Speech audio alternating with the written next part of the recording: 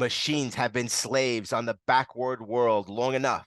Today, the roles are rightfully reversed. You'll never get away with this. I'm an American citizen. Quote, Starscream and Sparkplug. Transformers, Volume 1, Issue 3, Prisoner of War. The Decepticons have succeeded in capturing Sparkplug Wiki from the Autobots in order to force him into converting Earth's fuel sources into the kind that the Decepticons can use to refuel themselves. Internal strife begins between the Decepticons as Starscream openly begins to question Megatron, tipping the Decepticon commander off to the fact that Starscream may take a bid for Decepticon leadership. When they demand that Sparkplug to do the work for them, Sparkplug simply rhymes off his rank and military serial number like he did when he was a prisoner in the Korean War. This only works to annoy Megatron, who demands Sparkplug work for them or be killed. At the Wiki garage, the energy-depleted Autobots begin to pick themselves up, and Buster asks them to rescue their father. His capture, something that Bumblebee blames himself for personally. Optimus Prime vows that once they have returned to the base and repaired themselves and refueled, they will go and rescue Buster's father. Jesse and O come to check on Buster, and Optimus explains that they need to return to base immediately. After loading Sideswipe and Hound into his trailer, Buster hops into Optimus Prime and they all drive off back to the Ark, where Ratchet is waiting to perform repairs and refueling. While back at Decepticons base, Sparkplug is convinced into helping out the Decepticons thanks to the pressuring tactics of Laserbeak. Ordering Frenzy to provide a Cybertronic fuel sample, Megatron orders Sparkplug to get to work. Sparkplug tells Megatron that he needs specialized equipment and Earth fuel to attempt to convert, so Megatron sends out Starscream, Soundwave, and Rumble to collect the supplies that Sparkplug needs. The rash of attacks gains the attention of both the US and Russian governments, S.H.I.E.L.D., and notably the Daily Bugle, who sends Peter Parker to cover the story. By the time Parker arrives inside the Decepticon base, there is an entire military platoon and media reporters on the side. Unable to get exclusive, conventionally Peter slips away and allows his alien costume shape into his Spider-Man costume so he can go in for a closer look. As the Decepticons become aware of the military's presence outside, Megatron sends Starscream, Thunder, Cracker, and Laserbeak, Buzzsaw, Rumble, and Frenzy to deal with them. The military finds themselves woefully outmatched by the Decepticons' superior firepower. Spider-Man, meanwhile, happens to spy the Autobot Gears on a retcon mission, and thinking that he's just like the Decepticons, attempts to stop the Autobot from reporting back to Optimus Prime. However, Spider-Man becomes convinced that they are on the same side when he saves a bunch of reporters from being crushed by a tank thrown by Thundercracker. Taking Spider-Man back with him to the other Autobots, Spider-Man agrees to help the Autobots sneak past the military blockade by stealing a soldier's helmet and posing as a military officer in order to get past. The Autobots arrive on the battlefield and engage the Decepticons. However, they also face opposition from the humans, who cannot tell the difference between Autobot and Decepticon, and some of the Autobots are downed by Rumble and Friends. Gears and Spider-Man, meanwhile, have sacked up the back of the mountain and are bounding up when Gears' rocket boots begin to run out of power, and Spider-Man has to resort to using a web line to help host Gears the rest of the way up. Inside, Sparkplug has completed his work and come up with a method of converting Earth's fuel into fuel suitable for Transformers to use. As Spider-Man and Gears sneak into the base, they easily fight their way past Ravage and Soundwave before facing Megatron himself. As Spider-Man wraps Megatron up in webbing, Gears grabs Sparkplug. However, Megatron easily breaks free of the webbing and announces that Sparkplug's uselessness is up, blasts the ground out from under Gears, sending the two falling to their doom. Spider-Man jumps down after them, shooting web lines to catch both Gears and Sparkplug. When Sparkplug is saved, Gears' weight causes the line to snap, sending him falling to his destruction. Bringing back everyone, including Gears, remains. The Autobots are confused by Sparkplug and Spider-Man's concept of death. Much to their surprise, when they return to the Ark and after Sparkplug is reunited with his father, Spider-Man and Sparkplug witness as Ratchet repairs and reactivates Gears, and Spider-Man departs. Back online, Gears has some grim news indeed. Sparkplug gave the Decepticons the formula. The Decepticons won it, much to Buster's horror. Note, Spider-Man, Nick Fury, Dum Dum Dugan, and Joe Robertson all make an appearance in this issue due to the fact that all the time Marvel editor staff intended to include the Transformers as part of Earth 616 continuity. Other than the appearance of the character Circuit Breaker in Secret Wars 2 number 3, the Transformers and the related characters were no longer interact with Marvel's own character. The character Shockwave is depicted as one of the Earth-bound Decepticons in one panel, even though he is not officially introduced until Transformers 4. In this issue, all the characters drawn similar to how they appear in the Transformers cartoon. Spider-Man's appearance happens prior